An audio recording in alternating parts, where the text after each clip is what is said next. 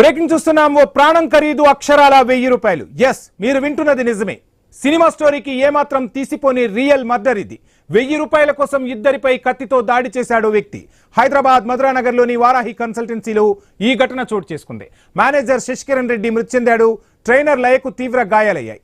CC footage ఆధారంగా నిందితుడిని పోలీసులు గుర్తించారు.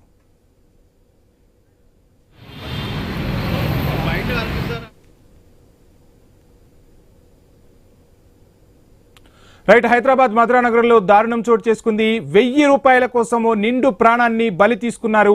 సో ఇదే అంశానికి సంబంధించి డీటెయిల్స్ అందించేందుకు మా ప్రతినిధి రత్నకుమార్ సిద్ధంగా ఉన్నారు. రత్నకుమార్, చూస్తున్నాం హైదరాబాద్ నడిబొడ్డున మధురానగర్లో ఇటువంటి ఘటన చోటు చేసుకోవడం అందరినీ ఆందోళన గురి చేస్తున్న పరిస్థితి. అసలు ఘటనకు సంబంధించి ఫుల్ డీటెయిల్స్ ఏంటి? మధురానగర్ పోలీస్ స్టేషన్ లిమిట్స్ లో దారుణం చోటు చేసుకుంది.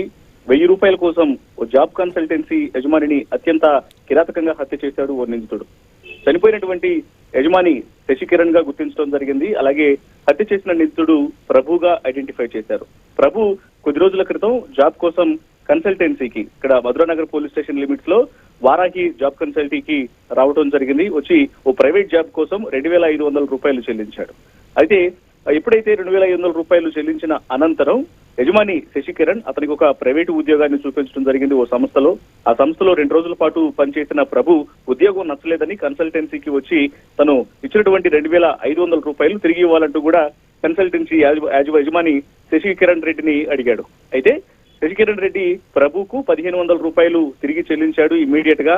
మిగతా 1000 రూపాయలు కూడా ఇవ్వాలని ఆ సమయంలోనే బెదిరించాడు ప్రభు. అయితే ఇవాళ 1000 రూపాయల కోసం మరొకసారి కన్సల్టెన్సీకి వచ్చిన ప్రభు 1000 రూపాయల విషయంలోనే యజమాని శశికిరణ్ రెడ్డితో గొడవకు దిగాడు. గొడవకు దిగడంతో పాటు అతను పగడ్బందీగానే తనతో పాటు వెంట తెచ్చుకున్నటువంటి కత్తితో శశికిరణ్ రెడ్డిపై కన్సల్టెన్సీ యజమాని పైన దారుణంగా హత్య చేశాడు. అదే సమయంలో అడ్డు వచ్చిన మరొక ఉద్యోగిని లయపై సైతం కత్తితో దారుణంగా దాడి చేయడం జరిగింది. ఈ క్రమంలోనే రక్తపు మడుగులో పడి ఉన్నటువంటి యజమాని శశికిరణ్ రెడ్డిని ఆసుపత్రికి తరలిస్తుండగా ఆయన ప్రాణాలు కోల్పోయారు. మరోవైపు ప్రైవేట్ ఆసుపత్రిలో చికిత్స పొందుతున్నటువంటి ఉద్యోగిని పరిస్థితి, లయ పరిస్థితి విషమంగా ఉన్నట్లు తెలుస్తోంది. Thank you Ratnakumar. రైట్, ఇక పశ్చిమాసియా వార్ ఎఫెక్ట్ మనపై గట్టిగానే కనిపిస్తోంది. హోటల్